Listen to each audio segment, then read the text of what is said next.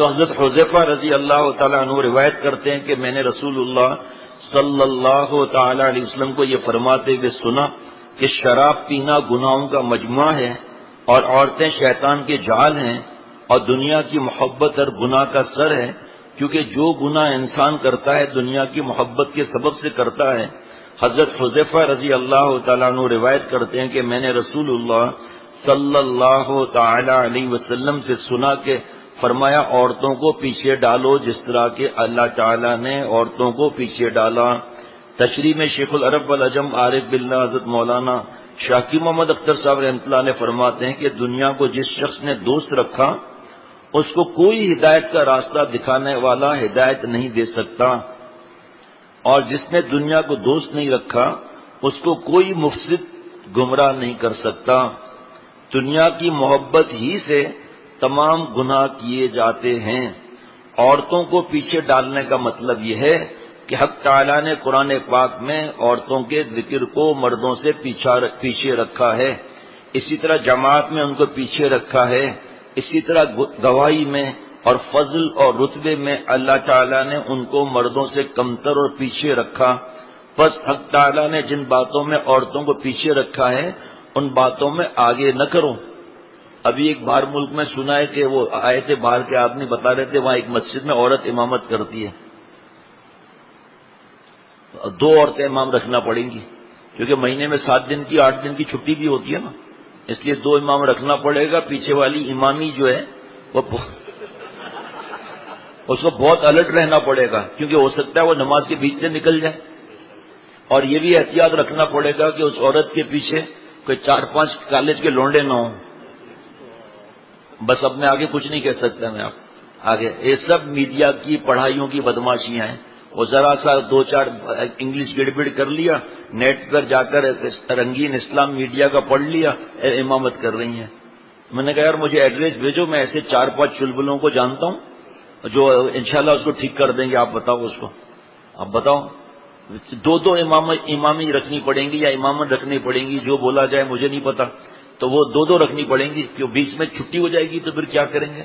اسی لیے ملک کی سربراہ عورت ہو ہی نہیں سکتی، کیونکہ جب دشمن حملہ کرتا تو امیر المومنین کو بولنا پڑے گا نا کہ دشمن نے حملہ کر لیا یا کرنا چاہتے ہیں، آپ 2 رکعت پڑھ کر اور فوراً اللہ سے صلاۃ الحاجات پڑھ کے مانگیے۔ وہ کہے گی سوری IMM چھٹی۔ اب دوسری وزیر اعظم کہاں سے لائے بھائی؟ یا کمانڈر ان چیف آ گیا آرڈر پوچھنے کے لیے کہ میڈم سے کہو جلدی آرڈر کریں، دشمن کے بارڈر کی سرحد پہ پہنچ چکا ہے، میرا آرڈر کریں تو ہم آگے کچھ کریں اس پر۔ کیا میڈم از انڈر کلوروفارم، بے ہوش ہے کیوں؟ کیونکہ بچہ آنے والا ہے، اس لیے میڈم جو ہے اس وقت وہ مصروف ہے، وہ تو اس وقت بے ہوش ہے، وہ تو چلو چھٹی دی۔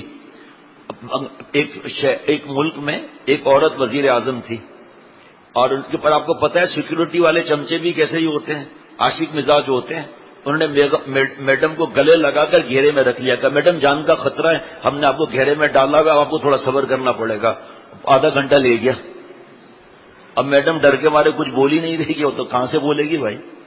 لیکن دیکھو اللہ تعالیٰ نے عورتوں کو پیچھے رکھا، اور اس پر اگر بیان ہوگا تو ظاہری بات ہے ظہور ہو جائے گی کہ یہ پیچھے رکھنے کا مطلب یہ تھوڑی ہے کہ عورت نیک بنے تو اللہ اس کو کچھ نہیں دیں گے اور مرد نیک نہ بنے ان کو کچھ مل جائے گا، ایسا نہیں۔ رتبے کے اعتبار سے آخر تو کوئی آگے ہوگا نا۔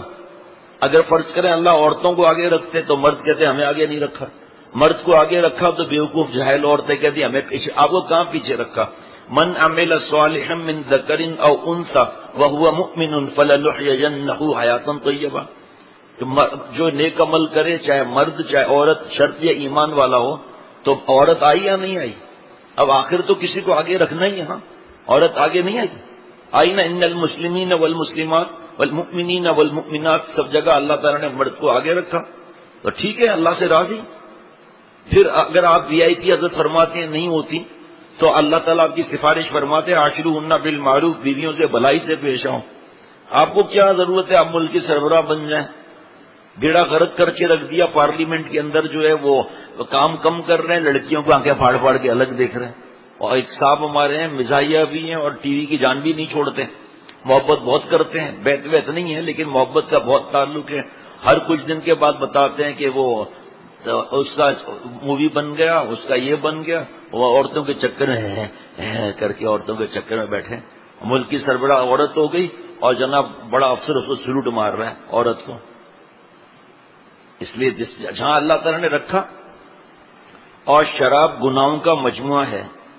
اس کی تشریح میں حضرت عبداللہ رضی اللہ تعالیٰ عنہ، حضرت عبداللہ ابن عباس رضی اللہ تعالیٰ عنہما کی روایت ہے کہ فرمایا شراب جڑ ہے تمام بے حیائیوں کی اور بہت بڑا گناہ ہے تمام بڑے گناہوں سے.